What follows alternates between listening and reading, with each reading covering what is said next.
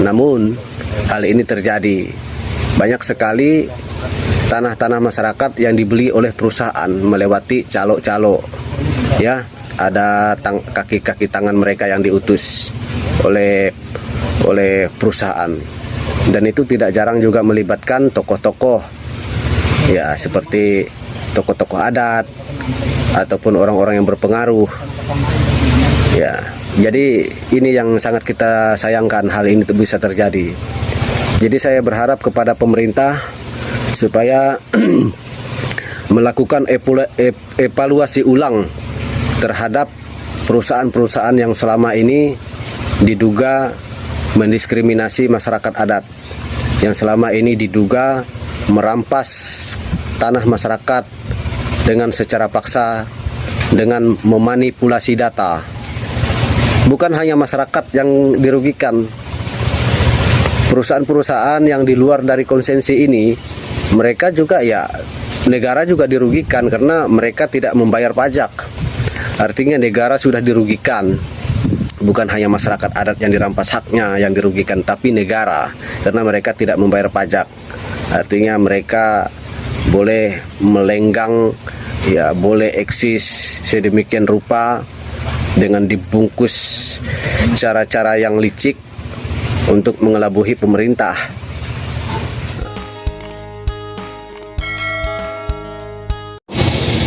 Baik, selamat sore untuk kita semua sahabat YouTube Tukang Lihat. Kita hari ini kembali lagi bersama YouTube Tukang Lihat. Yang benar dikatakan benar, yang salah dikatakan salah.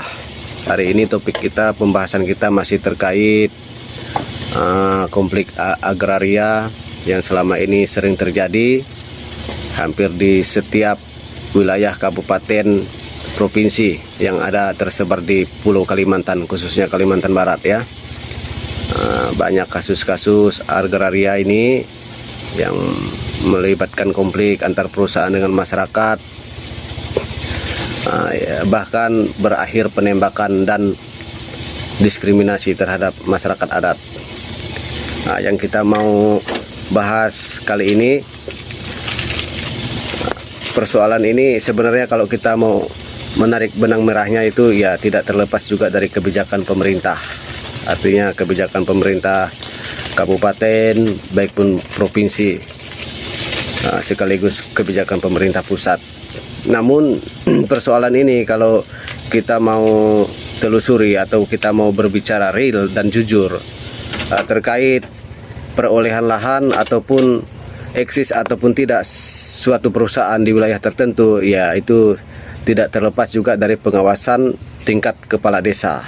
Karena untuk memasuki suatu wilayah atau untuk syarat utama untuk mencari lahan ataupun perusahaan itu untuk eksis, ya, kepala desa, seorang kepala desa, ya, syarat utama untuk menandatangani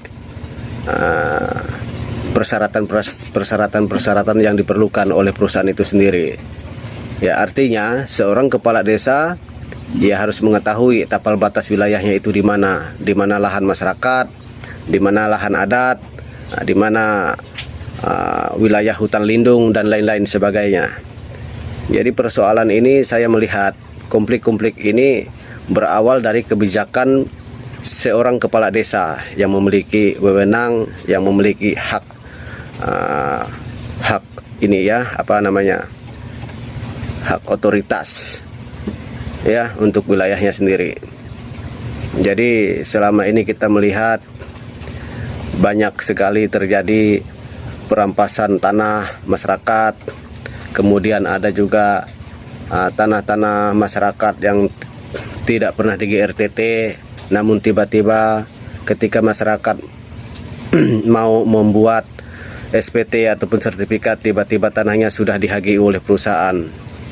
Dan kalau kita melihat persoalan ini, ya, cukup serius, dan ini yang harus kita pikirkan sebenarnya. Kepala-kepala desa, baik pun tokoh-tokoh adat juga, ya, harusnya memikirkan dampak-dampak sosialnya. Apa dampak-dampak sosial yang akan timbul ketika masyarakat menuntut haknya, tapi sampai sekarang masyarakat kesulitan untuk mencari keadilan, suatu keadilan. Ini saya meminta juga kepada pemerintah, ATR BPN, pemerintah pusat, baik pun pemerintah provinsi dan kabupaten, supaya persoalan ini ya segera dicarikan solusi. Karena jangan sampai persoalan ini berlarut-larut sehingga masyarakat dipaksa untuk didiskriminasi, dipaksa untuk adu jotos dengan aparat penegak hukum. Ya, karena selama ini perusahaan-perusahaan ini selalu menggunakan aparat-aparat penegak hukum untuk mengintimidasi masyarakat ketika masyarakat menuntut haknya, tanpa mereka sadari apa persoalan yang sebenarnya terjadi. Mereka hanya menjalankan tugas sebagai pengamanan, tapi mereka tidak paham asal muasal tanah ataupun tidak memahami dari mana persoalan itu sendiri, sumber persoalannya. Ya, kalau kita melihat ya sumber persoalannya, kenapa perusahaan itu bisa eksis dan kenapa terjadi perampasan tanah, kenapa terjadi penyerobotan tanah, ya itu tidak lepas dari kebijakan dan pengawasan pemerintah, baik dari pemerintah desa, kecamatan, dan pemerintah kabupaten, bahkan provinsi, sekaligus sekaligus pemerintah pusat. Ya, kalau saya melihatnya seperti itu.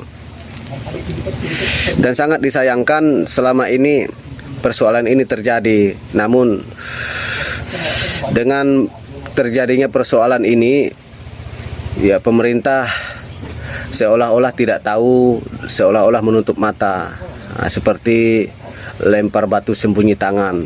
Nanti ketika masyarakat ini bermasalah dengan perusahaan, masyarakat ini bingung mau ngadu kemana tempat untuk mengadu.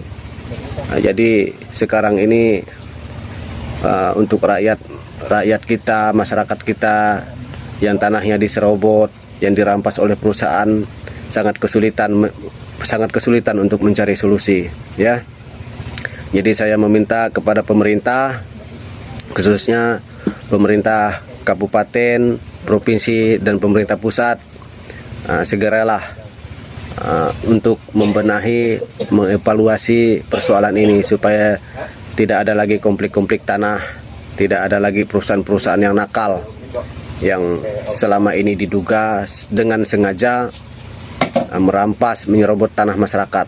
Karena selama ini masif dan terstruktur kejahatan mafia tanah ini. Kalau kita mau berbicara khususnya di Kabupaten Landak, saya berbicara untuk Kabupaten Landak.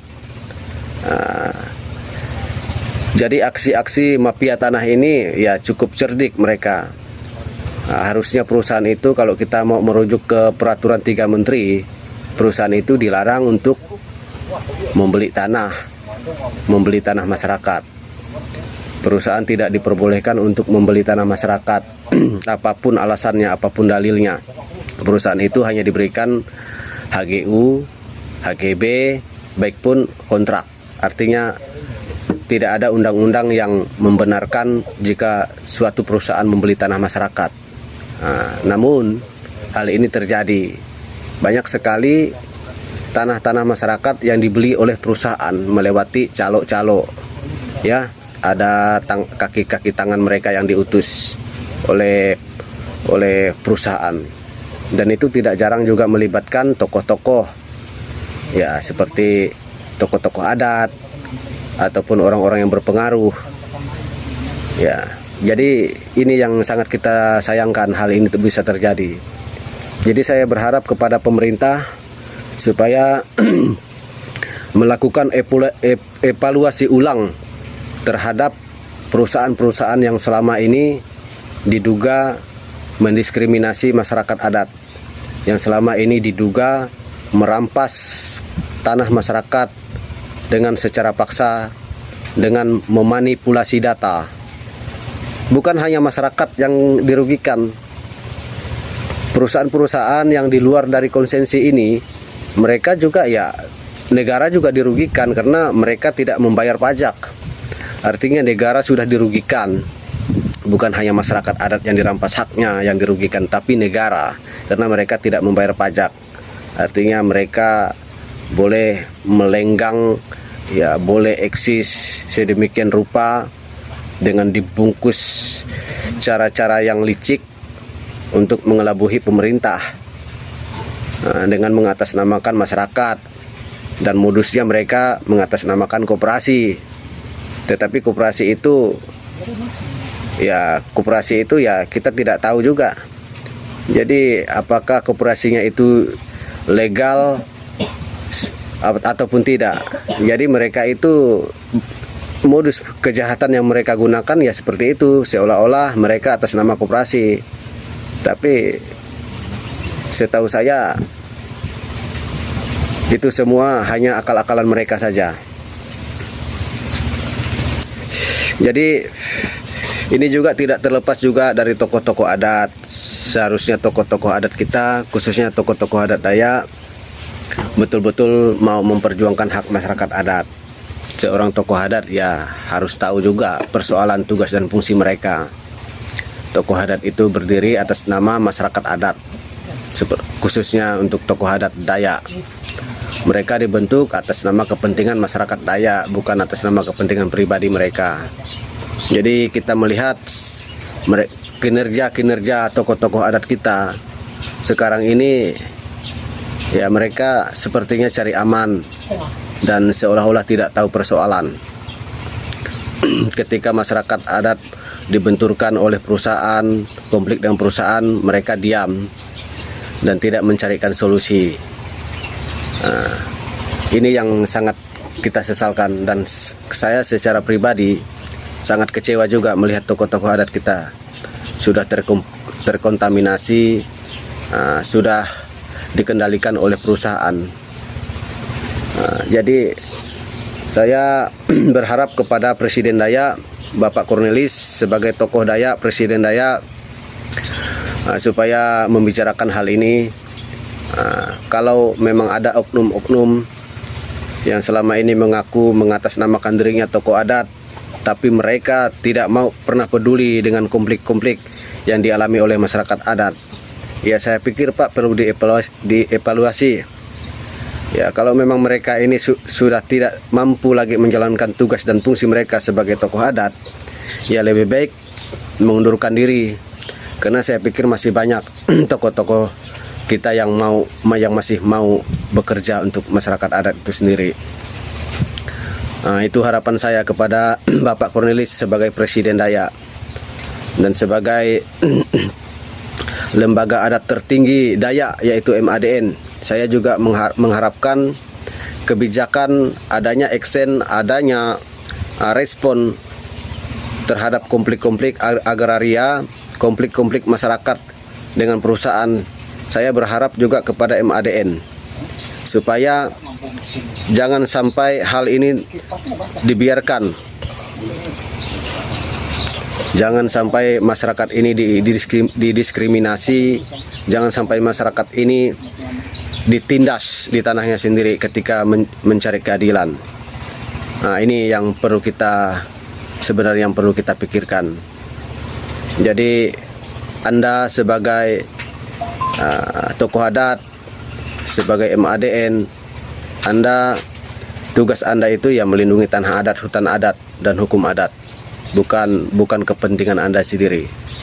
Jadi jangan beranggapan kalian seolah-olah merasa apa yang kalian kerjakan itu benar. Ya, tidak boleh. Kasihan kita lihat masyarakat kita. Saya bukan mengkritiki pribadi Anda, tapi saya mengkritiki kebijakan Anda, karena saya melihat ini tokoh-tokoh kita ini sudah mulai kehilangan jati dirinya. Jadi saya meminta kepada seluruh lapisan elemen masyarakat, tokoh-tokoh Dayak, pemikir-pemikir Dayak, kita harus kembalilah berpikir yang jernih. Jangan sampai kita mengesampingkan kepentingan masyarakat, karena Anda itu dipilih, lembaga adat itu dipilih karena berdasarkan kebutuhan masyarakat adat, keperluan masyarakat adat, bukan keperluan Anda sendiri. Ya, jadi saya meminta kepada tokoh-tokoh adat, masyarakat, kaum tokoh-tokoh pemuda jangan takut bersuara. Ya, suarakan keadilan itu, ya. Jangan takut bersuara, karena kita berhak menyuarakan itu. Sebagai warga negara, kita dijamin undang-undang untuk menyampaikan pendapatnya di muka umum. Jadi saya pikir itu. Jadi harapan saya ke depan, khususnya untuk di Kabupaten Landak, saya berharap ke pemerintahan Ibu Karolin dan Pak Irani sebagai Wakil Bupati dan Bupati Landak. Saya mau perusahaan-perusahaan yang ada di Kabupaten Landak ini ya perlu ditinjau ulang atau dievaluasi. Ya, kita tidak mau terjadi konflik perusahaan, terjadi konflik antar masyarakat dengan aparat penegak hukum. Ya, jangan sampai terulang seperti di Kalteng, di Kaltim, terjadi penembakan-penembakan. Itu yang tidak kita inginkan. Dan saya berharap juga kepada kawan-kawan TNI Polri, ya kembali juga kepada tugas Anda masing-masing. Anda berdiri untuk rakyat.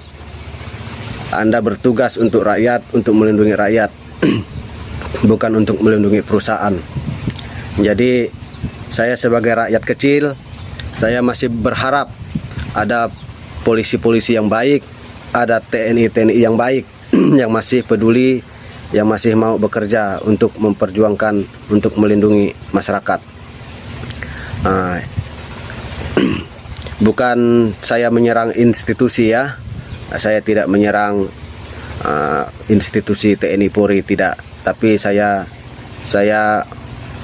berharap jangan sampai Kalbar ini, Kabupaten Landak khususnya, jangan sampai terjadi hal-hal yang tidak kita inginkan.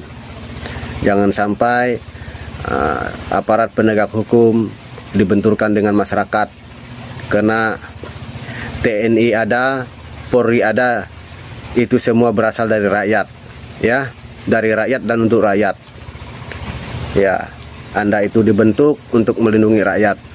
Jadi semua fasilitas yang Anda ini nikmati itu semua dari rakyat.